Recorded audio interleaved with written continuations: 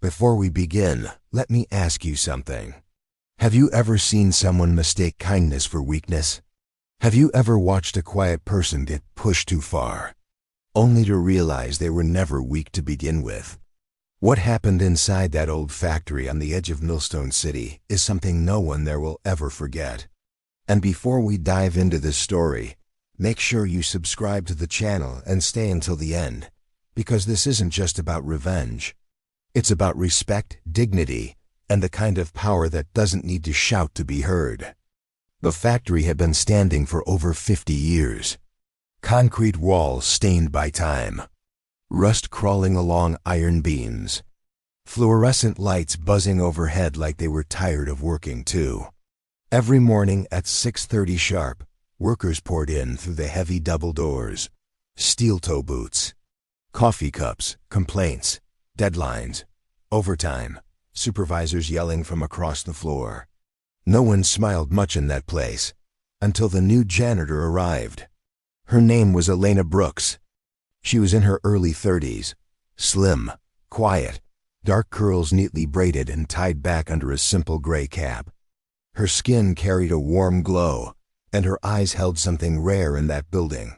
Calm, not fake cheerfulness, not forced politeness. Real calm. She didn't rush. She didn't complain. She didn't gossip in the break room. She simply worked. Every morning, she pushed her mop bucket down the long corridor, humming softly to herself. Old soul music, sometimes gospel, sometimes nothing more than a gentle tune with no words. Most people barely noticed her. And that was fine with Elena. She had learned long ago that survival sometimes meant being invisible. But invisibility has a strange effect on insecure people. They mistake it for weakness. And in that factory, insecurity had a name. Derek Lawson, mid-20s, broad shoulders, tattoos wrapping around his arms like armor. He walked like the ground belonged to him, and in a way, he thought it did. His uncle was regional manager. That was all Derek needed to feel untouchable. He laughed loudly, spoke over others, threw tools when frustrated, and made sure everyone knew he wasn't someone to challenge. When Elena first mopped near the break room door, Derek noticed her, not because she did anything wrong, but because she was new, and new people were entertainment. He leaned back in his chair, nudging his friends. "Look at this," he muttered with a smirk. "Brand new janitor." Already blocking the hallway, his buddies snickered. Not because it was funny, but because Derek expected them to. He stood up, boots heavy against the concrete floor, and walked toward her with exaggerated steps. Elena saw him coming but kept working. He stopped inches from her bucket. "Hey," he barked. "Move this thing." "I almost tripped." She looked up quickly, startled but respectful. "Oh, I'm sorry. I'll move it right away." Her voice was soft. That irritated him. "Speak up," he snapped. "Can't hear you." She adjusted the bucket without argument. That should have been the end of it. But men like Derek don't look for solutions. They look for reactions. Over the next few days, he escalated. Mocking comments. Fake coughing when she passed. "Careful, princess. Don't slip now." Small things. Petty things, but constant. Elena endured it quietly. Because she needed the job. Because she had rent to pay. Because life had already tested her more than Derek could ever imagine. But then came Thursday, the day everything changed. It was just after lunch break. The factory floor buzzed louder than usual. Machines clanking, supervisors shouting production numbers. Elena was mopping near the loading dock entrance.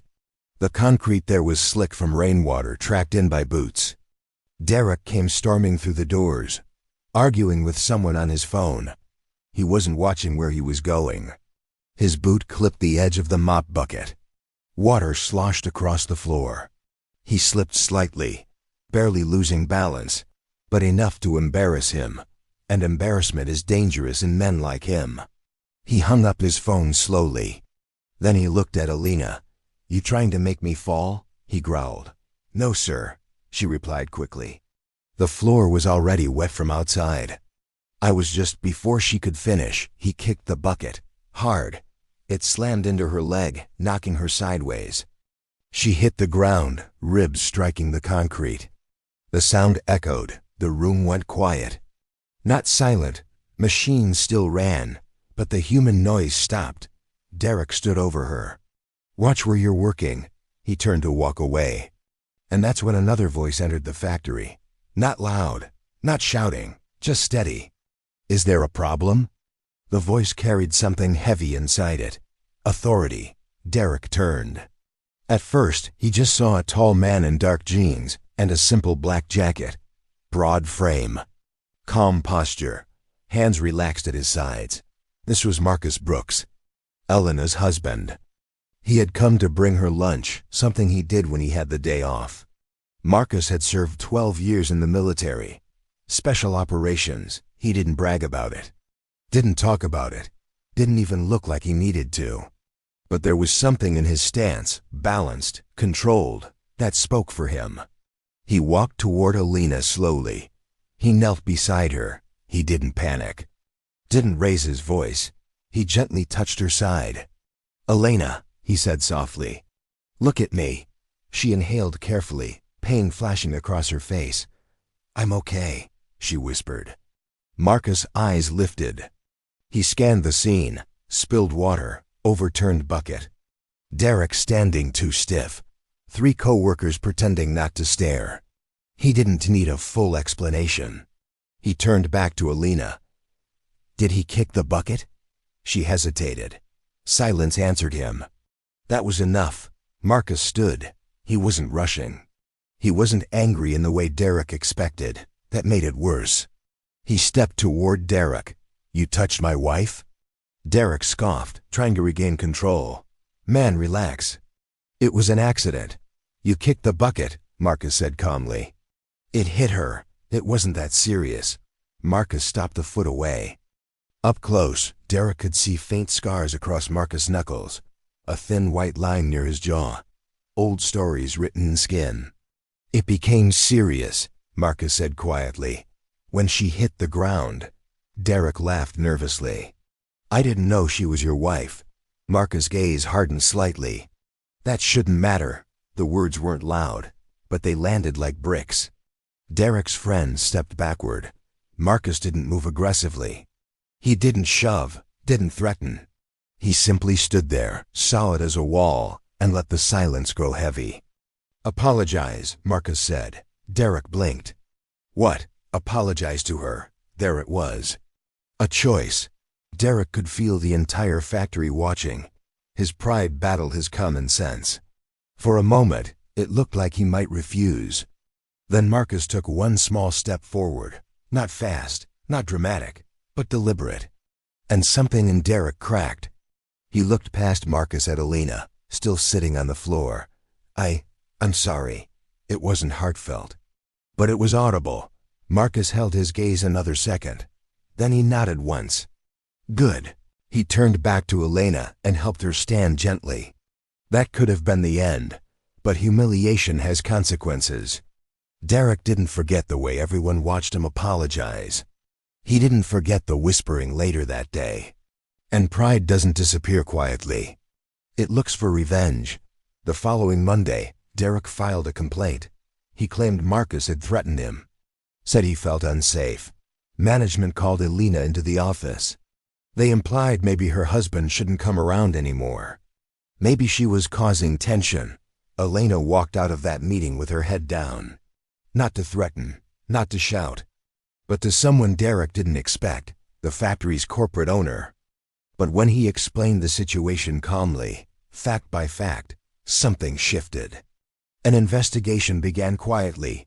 By Friday, Derek was called into the same office Elena had sat in days before. The kick, the fall, the apology. Management couldn't ignore it anymore. Nepotism only stretches so far when liability is involved. Derek was suspended pending termination. His uncle couldn't protect him. Quieter. Not because people feared Marcus, but because they had witnessed something rare. Someone had stood up, not with violence, but with calm certainty. Workers nodded at her as she passed. Some even smiled. He never mentioned the incident again. Because for him, it wasn't about dominance. It was about dignity. And Elena? She kept humming as she mopped, still calm, still steady, out of respect. So remember this. Kindness is not weakness. Silence is not submission. If you enjoyed this story and want more powerful moments like this, make sure you subscribe to the channel and tell me in the comments what kind of story you'd like to hear next. Because sometimes, the strongest people are the ones no one notices until it's too late. And that factory never forgot the day respect walked in wearing a black jacket and calm eyes.